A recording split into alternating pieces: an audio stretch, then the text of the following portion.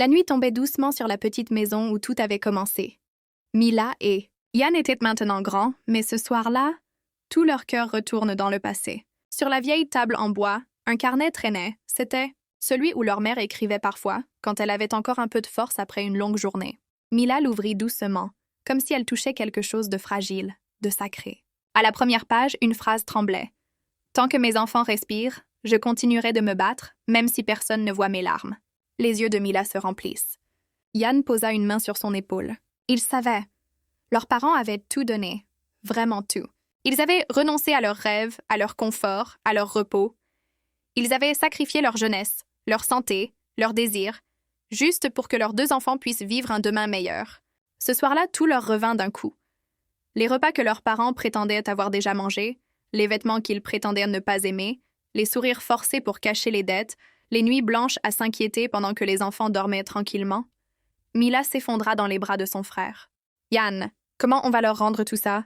Yann, la gorge serrée, répondit doucement, en devenant ce qu'ils ont toujours rêvé de voir en nous, en ne gâchant rien de leur sacrifice. Ils descendirent les escaliers et trouvèrent leurs parents assis sur le sofa. Fatigués, vieillis, mais souriants, comme toujours. Mila tombe à genoux devant eux, les larmes coulant sans retenue. « Maman, papa, merci pour tout ce que vous avez donné, pour tout ce que vous avez caché, pour tout ce que vous avez perdu, pour nous. » Le père la releva doucement, les yeux brillants. « On n'a rien perdu, ma fille.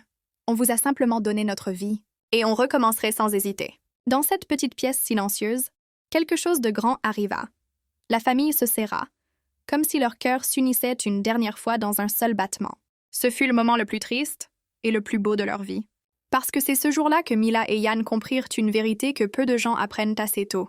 Il n'existe pas de plus grand amour que celui d'une famille qui se sacrifie en silence. Et c'est avec cette leçon gravée à jamais qu'ils décidèrent d'avancer, de réussir, de vivre pour honorer ces sacrifices.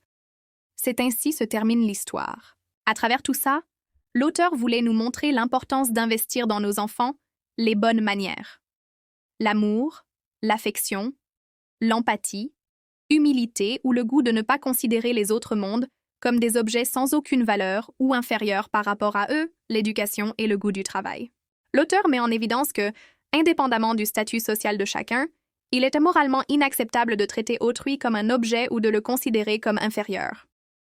L'auteur nous rappelle que chaque geste que l'on offre à nos enfants est une graine de soi-même que l'on plante dans leur avenir. Un sacrifice silencieux d'aujourd'hui qui fleurira demain. À vous qui avez suivi cette histoire, merci. Merci d'avoir lu chaque chapitre, d'avoir ressenti chaque émotion, d'avoir marché avec nous à travers les joies, les blessures et les sacrifices. Merci du fond du cœur. Restez avec nous. Car une nouvelle histoire arrive bientôt. Encore plus forte, encore plus belle. Bye bye!